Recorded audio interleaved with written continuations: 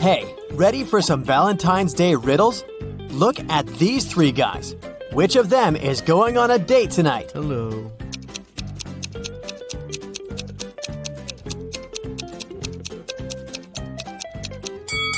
It must be this one. He has a little wrapped present, probably for his date. Aww. Now let's peek inside a restaurant. Which of the three girls is on a date?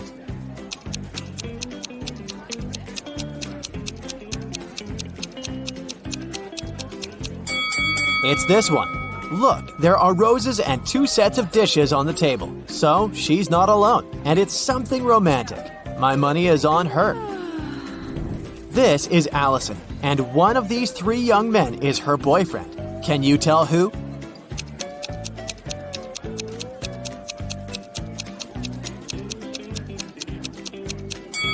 It's this one.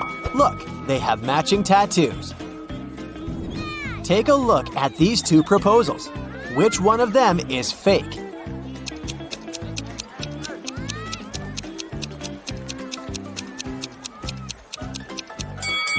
This one.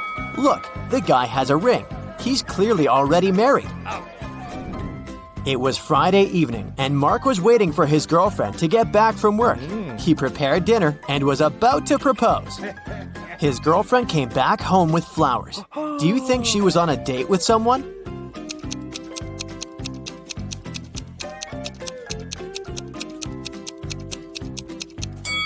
No, she wasn't. Look outside. The same flowers grow in their garden. She just picked some before entering the house. On Valentine's Day, Annika found a love note on her desk. Unfortunately, the note wasn't signed, but she had three suspects. So she asked each of them if they had written her a note. Dylan said, "I was busy finishing my math homework before class." Connor said, "I was hanging out with my buddies outside." And Luke said, "I was in the bathroom and I just returned." Who wrote Annika the letter?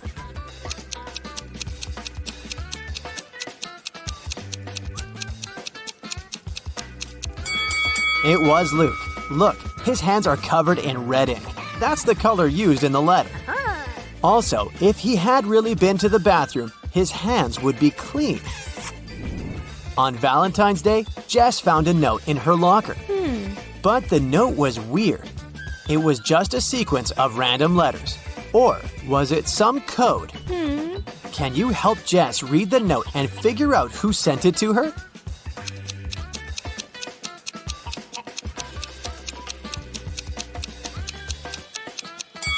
Of course it's a code. Look, there are 5 groups of letters, with 5 letters in each group. Let's put them into a 5x5 table. And now, we need to read this vertically, column by column. Will you go out with me, Colton? So where's that Colton? Michelle was hosting a Valentine's Day party. She invited all her school friends, and everyone was allowed to bring a +1. Either their significant other or a single friend. In the middle of the party, she noticed that her cousin was in the garden talking to some girl, but it was dark and she couldn't tell which girl it was. She just saw that the girl had long hair. When her cousin returned, she knew immediately who he was interested in. Here are 3 girls with long hair. Who was outside with Michelle's cousin?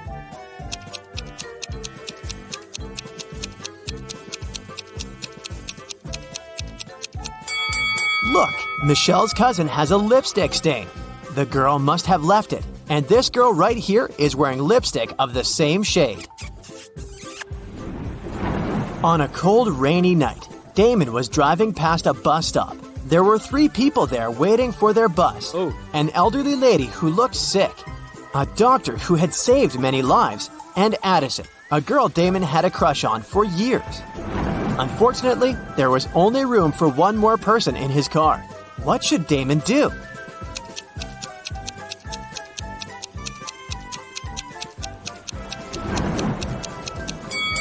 He should give his car to the doctor, who would then take the lady to the hospital. And Damon can stay at the bus stop waiting for the bus with the girl of his dreams. Looking like a hero in her eyes. Yeah. Let's take a little break now. Have you seen any romantic movies? Well, I hope so, because I'll be showing you some emojis, and your task will be to guess what romantic movie they stand for. Okay, here's the first very easy one.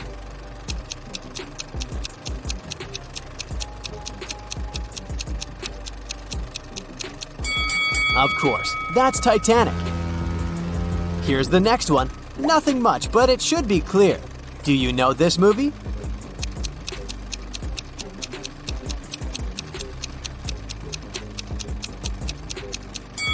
It's The Notebook. What about this one? A relatively recent remake was a great success. Can you recognize it?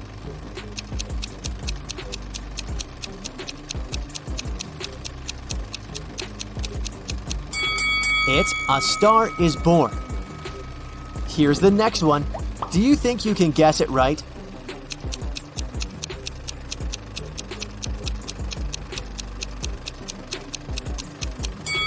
It's Before Sunrise. The next set of emojis illustrates another very well-known love story. Can you guess it right?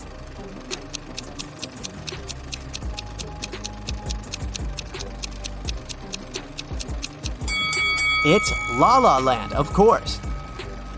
Here's the last one. It's an oldie but a goodie. What do you think?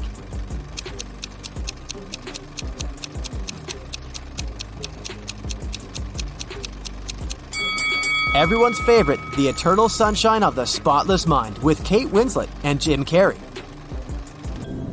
It was Valentine's Day, and Nicole wanted to put a little present in the locker of the student she had a crush on. Unfortunately, she didn't know the code. Luckily for her, the owner of the locker was forgetful too, so there was a note with a hint. Can you figure out the combination?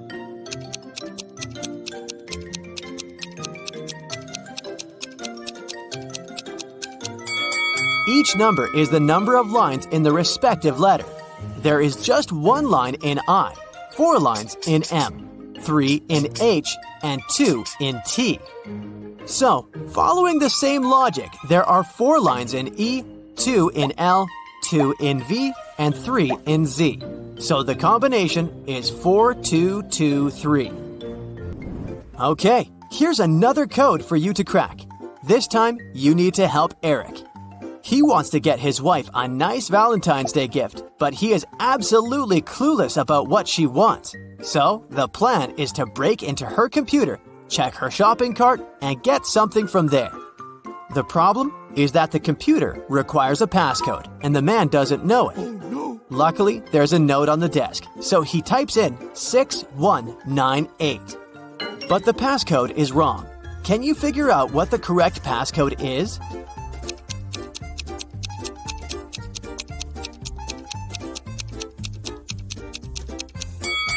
The note is just turned upside down. Eric should try typing in 8619 instead. Kennedy works in the emergency room. It's Valentine's Day and there's a patient who felt unwell during a college party. Kennedy leaves the room because she needs to talk to the patient's girlfriend. She was at the party with him. Which young woman should she approach? Who is the guy's date?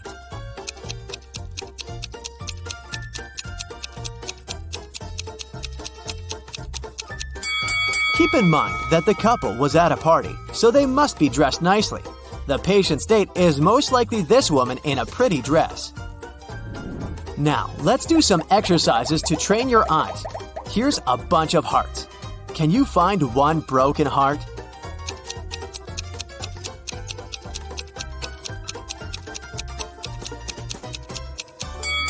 Yes, here it is. Good job. The task is similar, but not quite. Now there are many hearts and a few broken hearts. How many broken hearts are there?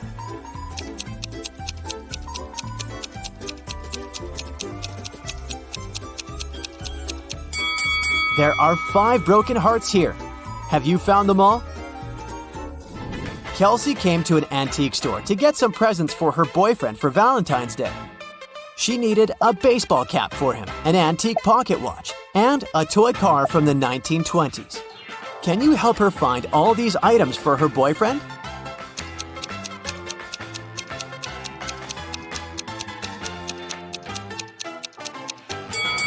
Here's the cap, here's the watch, and here's the car. Have you spotted them all? Mark, the boyfriend, is getting presents for Kelsey in the same antique store. He needs to find a pretty cup, an antique mirror, and a beautiful photo album.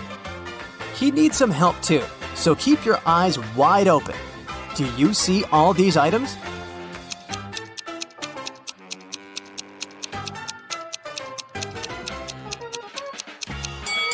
Here they all are.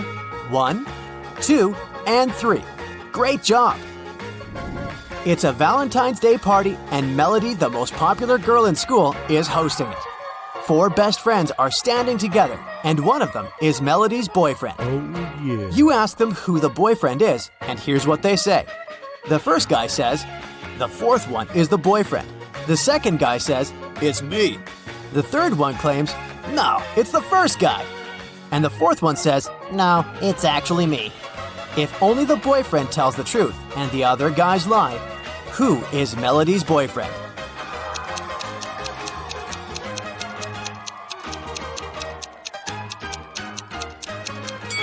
Only the boyfriend tells the truth, so he will say, "I'm the boyfriend." So it's either the second guy or the fourth one. But if the boyfriend is the fourth guy, then the first one is telling the truth too. So, Melody's boyfriend is In a city's museum, an expensive golden egg covered in diamonds went missing. The museum workers noticed it in the morning and, of course, they immediately reported the theft to the police.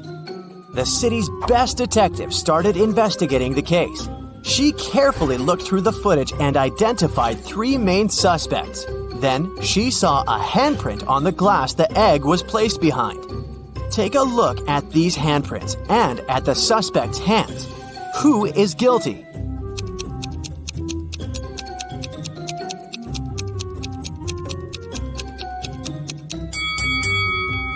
It's this person right here. Look, the prints of the fingers aren't full because something came in the way. This person is wearing rings right there, so it's their print. In a little town, someone stole an expensive silver collar for a cat, covered in diamonds and precious gems. The shop's owner called the police, and the investigation started.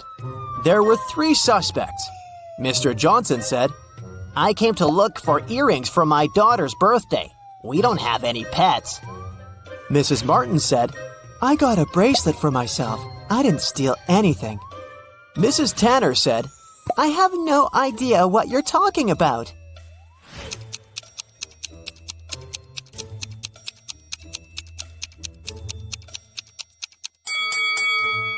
The thief is Mr. Johnson. There are cat footprints in his garden, so the family obviously has a pet. There was a robber in the city, and no one could catch him for several months. After another incident, the police saw the robber entering a hospital. They walked in and ran into 2 doctors. Which one of them is fake and is actually the robber?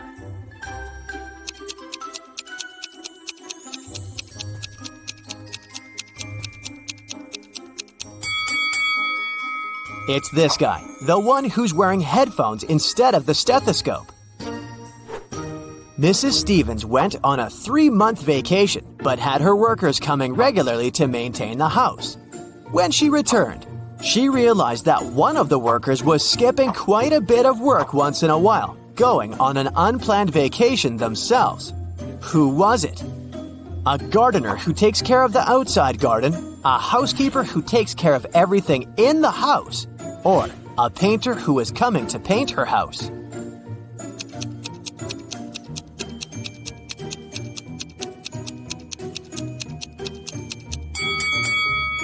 It's the housekeeper.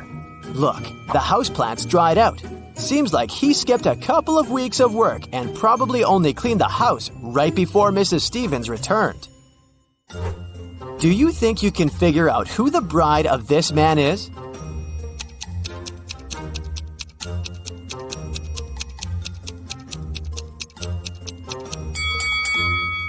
It's this woman right here. Look, she has the same tattoo as this guy. A small city's police got a message that monsters silently flooded the town, and now live among humans. It's not a problem, but the police decided to identify them all to keep an eye on them.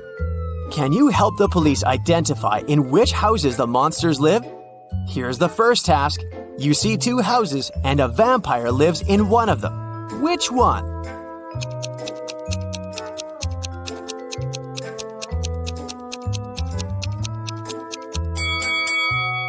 It must be this house, the dark one where the blinds are closed on all the windows. Vampires don't like sunlight. Okay, the next task is to find the house of a mummy. Here are two possible options. Which house does the mummy live in?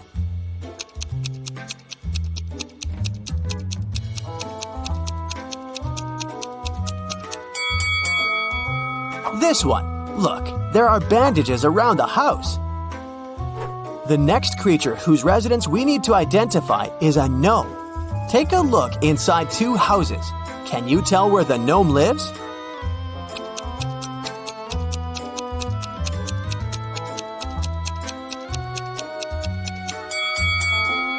Probably in this house. All furniture is smaller and placed way lower than in the other house, so it must be the residence of someone small, like a gnome. Now, we need to find the house of a centaur. Take a close look at both houses. Can you identify the one?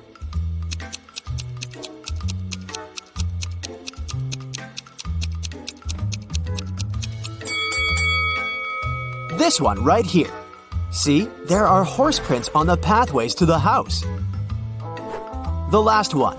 A real witch lives in one of these houses. Can you tell where you're most likely to be bewitched?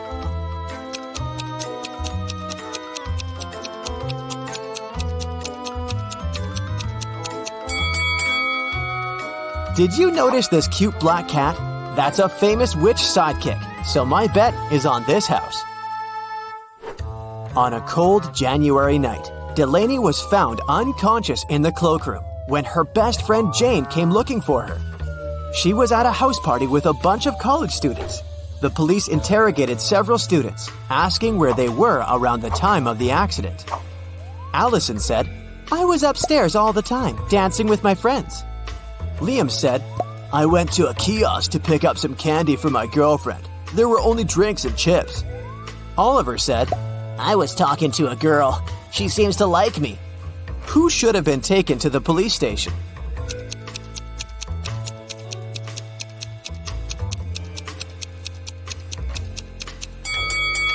Liam. It's a cold night, and he would need a jacket to go to a kiosk. And if he needed a jacket, he would go into the cloakroom to get it, and would have found Delaney instead of Jane. So either he lied or walked past an unconscious girl. Ronan Collins, a successful businessman, went missing. His family reported it to the police. The main suspect was Ronan's business partner, Jennifer. She had been out of the city, but as soon as she returned, the police knocked on her door and asked if she knew something about Ronan's disappearance 2 weeks prior. "I just returned from my month-long trip to the Amazon rainforest an hour ago. I haven't heard anything about it." The detective didn't believe her right away and took her to the station for further investigation. Why?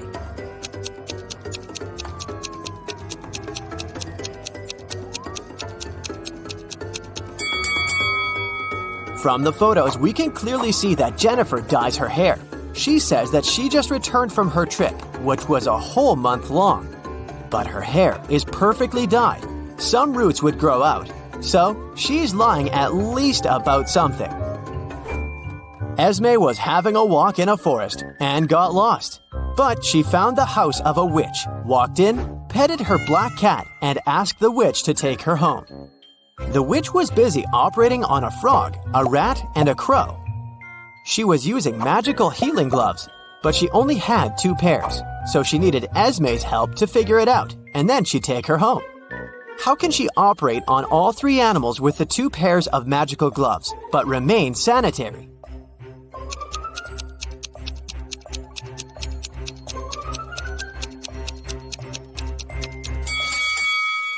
The witch should operate on the frog wearing the first pair of gloves over the second one. Then, she should operate on the rat using just the second pair. Finally, she should operate on the crow wearing the first gloves inside out, worn over the second glove. Detective Callum had to travel to a small neighboring city where dogs were being kidnapped every night, right out of the house. There were already 4 of them missing, and all of them were living on the same street. Mila was kidnapped first, then Karma the next night. After that, it was Jake, and then Mr. Sniffer. There were just 3 dogs left that lived on the street. Can you figure out which dog is going to be the next target?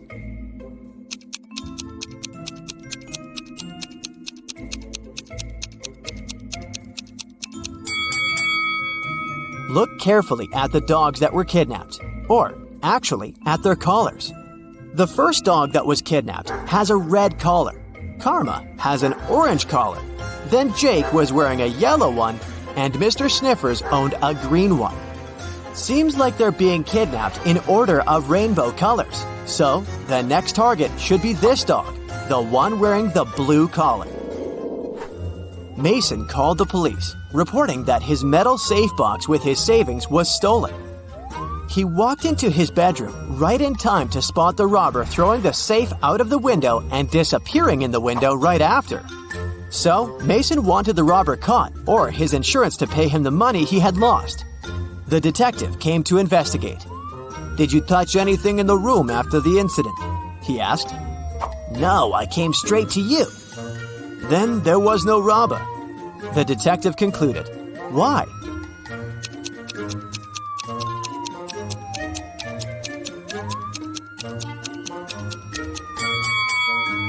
The robber couldn't go out of the window without stepping on the bed that was standing right by the window.